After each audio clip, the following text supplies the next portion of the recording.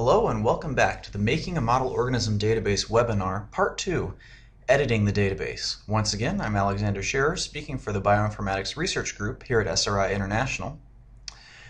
This part of the webinar series is going to run a little on the long side, so we're chunking it into smaller units. They're all part of Part 2, as it were, but you'll be able to download them all individually as you go through. Okay, so in Part 1, you generated your model organism database, your pathway genome database, using the Pathway Tool software and the pathologic component. And we guided you through that. Now in Part 2, you have this database, you're going to want to edit it. So let's take a look at how you do that. I'm going to talk a little bit about general editing strategy before we go back into the worked examples using the software. So the first thing you want to think about is, what's the focus of your database? A lot of groups running a database have a specific interest, and maybe you're working on a model organism that's mostly involved in one subject area. Maybe your focus is primarily genes and gene products. On the other hand, it could be metabolism, transcriptional regulation, an amalgam of all of the above if you're working on a model organism that's used for all those areas. Then after we talk about that a little bit, I'll have a little word on finding information, although we're not going to talk about that too much since it's such a broad topic. So say you're editing with an eye toward genes and gene products. And by gene products, I primarily mean proteins, although you should end up with some RNAs as well. It'll be largely whatever's in the annotated genome file, frequently ribosomal RNAs, tRNAs. So the first thing you want to do is check all the assigned names. Is everything what it should be? And you can do this in a systematic way, or you could look at your specific genes of interest. It's useful if you have a big file that lists all just the gene names by maybe individual gene number, however it's done. You can potentially mass import certain features, and I'm not actually going to go over the import-export function, but it's described in the documentation that comes with the Pathway Tool software, and it lets you, say, export a bunch of protein frames, add something in a systematic fashion, and then re-import them. And finally, I should mention that Pathway Tools expects you to curate proteins. And by this I mean that there's a lot of information that intuitively people tend to put either in genes or proteins, and it kind of goes with your background, whether you're gene or protein centric. But for example, we've set up the different fields and the features of the frames so that the enzyme activity and a long summary about the protein and most of its citations, and see I said the protein, will go in the protein page rather than say on the gene page. And this can occasionally confuse people who are very, very gene-centric, where you go to the gene page and think, wow, not only say on EcoPsych is there no information here, on my own database there's not a lot of space to put that information in. And that's because we expect what this thing does, functional information, to go in the gene product, primarily proteins, but also RNAs.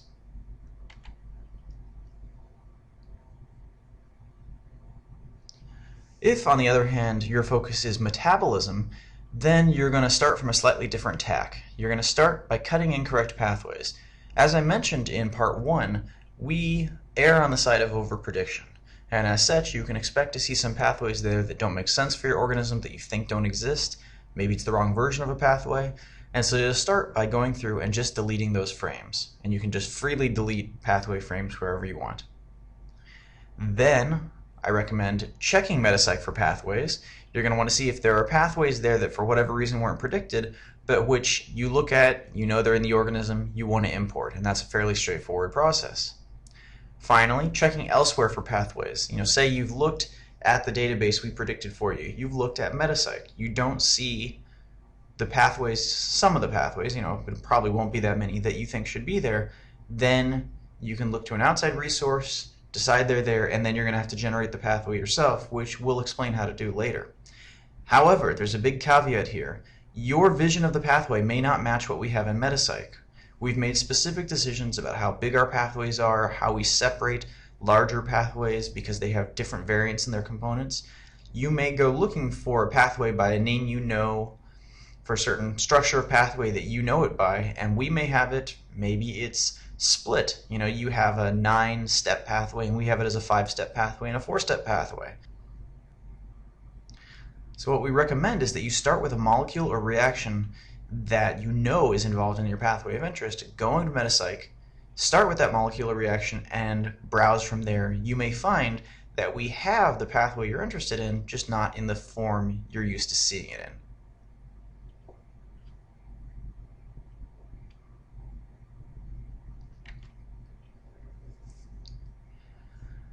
Your interest may also be heavily focused on transcriptional regulation. Maybe that's why you study your organism of interest. Now this is going to be a little labor intensive because we predict transcription units, basically operons, but we do not even attempt to predict transcription factor relationships. It's a harder problem and would have more false positives than we feel like shoveling onto you guys. So just keep that in mind. It's going to be a lot of work, but actually manually curating any organism to a really extensive level is a lot of work. So the first thing you're going to want to do if you're looking at transcriptional regulation is validate the predicted transcription units. We will have predicted transcription units for you, most likely, if you decided to do that in step 1. And you'll want to go through and make sure they fit what you know. Then you can change them. You can change participants. You can change start insights. You can delete them completely. We'll talk about all these a little later. Then you want to add in known transcription units that maybe weren't predicted. And again, we'll talk about how to do that later. Then you're going to add in known regulatory relationships, so things like transcription factors. And again, we'll address that later.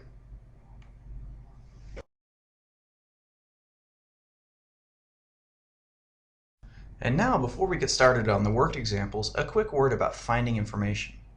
So how you go about finding information depends on your organism and your focus.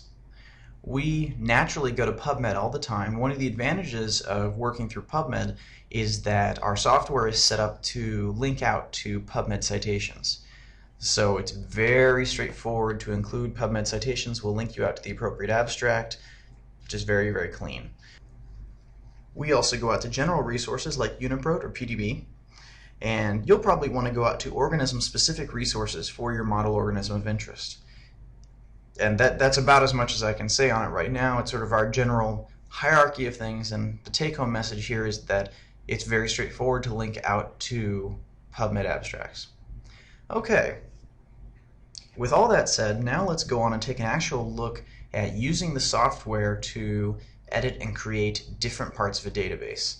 And we're going to do this in order that's sort of easy for introduction to you, but doesn't really pertain on how you actually have to edit it.